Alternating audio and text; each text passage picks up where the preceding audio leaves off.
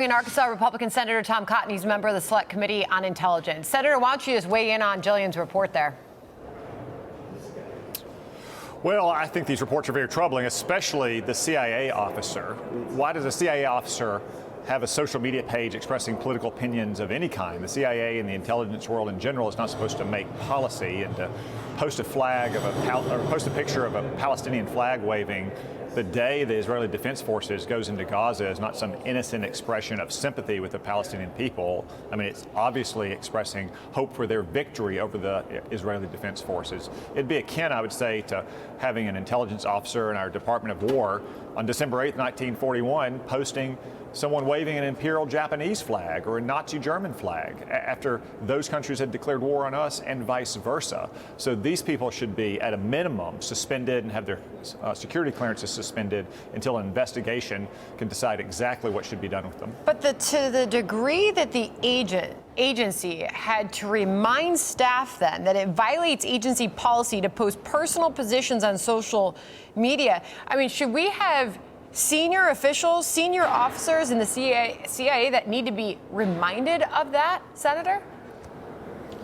Well, it's unfortunate that we do. I mean, I've long thought that people who are in our intelligence agencies, and for that matter, our uniformed military, should not be on social media. They certainly shouldn't be posting political or policy viewpoints on social media. Maybe if they want to use it as a conduit to see the grandparents or the grandkids, that's one thing.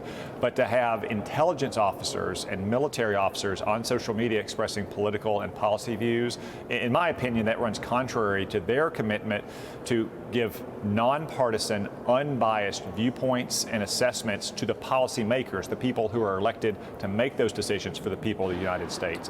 And that's just any kind of view at all, even if I agree with it. Certainly waving a Palestinian flag the day after, or the day that Israel's defense forces moved into Gaza to try to destroy terrorist savages like Hamas is beyond the pale. I want to ask you now, obviously, as we have been focusing on this hostage release at this hour, as the war continues, there is a quote in the Washington Post on the Israel war creating divides inside the Biden White House.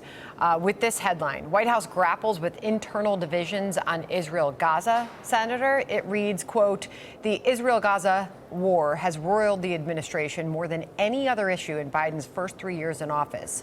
According to numerous aides and allies inside and outside the White House, as staffers agonize over their positions on highly emotional issues. Before I ask you how you support any conditions on further aid going over, what is your reaction to that? What are you hearing about this divide inside the West Wing?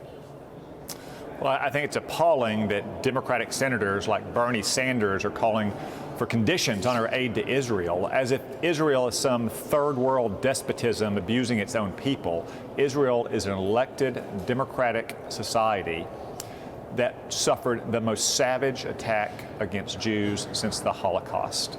And the divisions you see now in the Democratic Party is because Democratic leaders like Joe Biden and Chuck Schumer have allowed a growing anti-Semitic wing to rise in the Democratic Party. Chuck Schumer gave a big speech on anti-Semitism on the Senate floor today. That's great, but where's the action? He didn't call out Bernie Sanders by name for saying that we should condition aid to Israel. Yeah. They've looked the other way for years, while you had campus radicals who then went on to positions in their own offices in the Senate or in the administration of Barack Obama and Joe Biden saying that we should boycott Israel. And now all of those chickens are coming home to roost for the Democratic Party for allowing this growing anti-Semitic wing to fester in their party. Just to be clear, this is where we caught up with some Democratic senators on whether or not there should be conditions on aid to Israel. Here was a few of the responses real quick. Israel's an ally, a friend, so no. I would oppose conditions that, in effect, straitjacket the Israeli government. Well, there are conditions, of course, for anyone who receives military aid from the United States. Just a real quick response to that, Senator, before we let you go.